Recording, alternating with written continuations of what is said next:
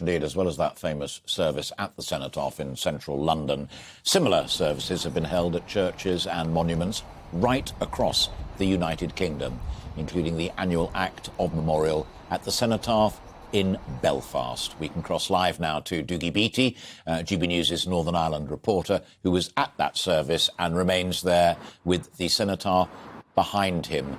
A very poignant moment for the good folk of Northern Ireland, Dougie. It is indeed, and it was more of a point of who wasn't here politically. There was no Lord Mayor, no Secretary of State, and a cancellation from the Irish Foreign Affairs Minister, Simon Coveney.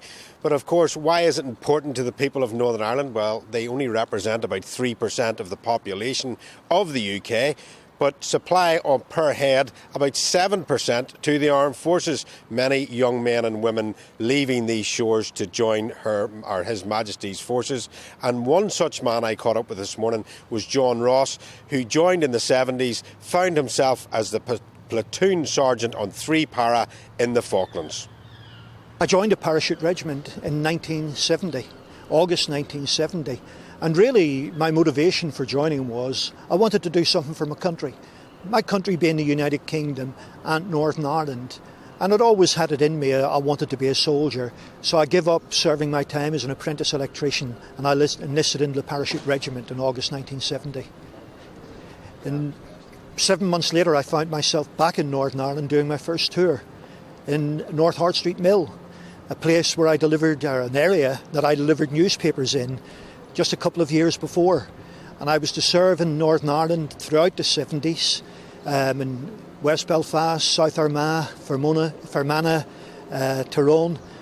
And then in 1982, the Falklands War, Argentina invaded the Falklands, and my battalion, the 3rd Battalion, were deployed to the Falklands on the 9th of April 1982.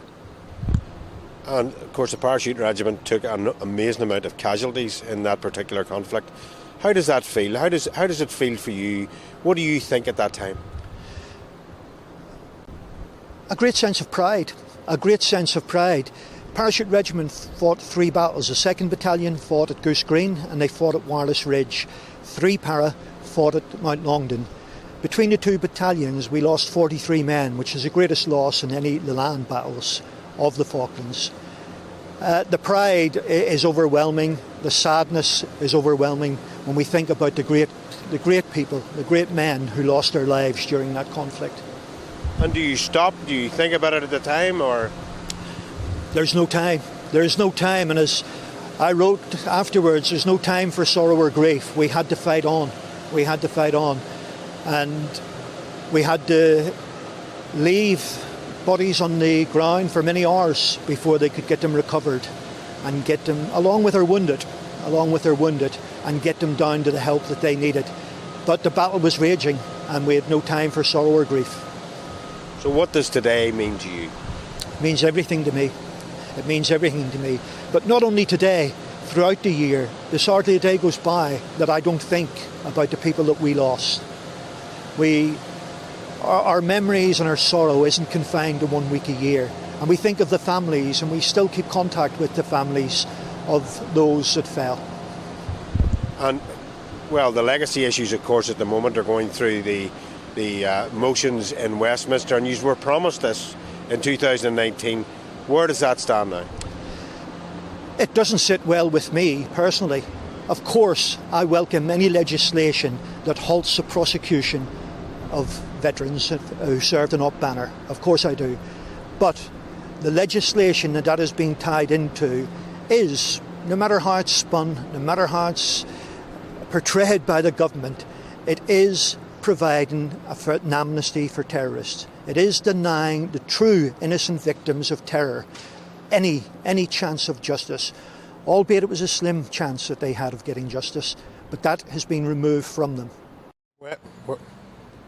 Well, you can see from that, Alistair, that he is very upset by what is going on here in Northern Ireland around legacy issues. Many of the veterans I have spoke to have said they fight for the crown as opposed to a government. A government is only 4 years, and that's probably what makes the British Army so successful. And unfortunately, the veterans here feel very let down by this government. Dougie, good to talk to you. Thank you very much indeed. And through you, thanks to your guest as well, Dougie Beattie there, GB News' Northern Ireland reporter.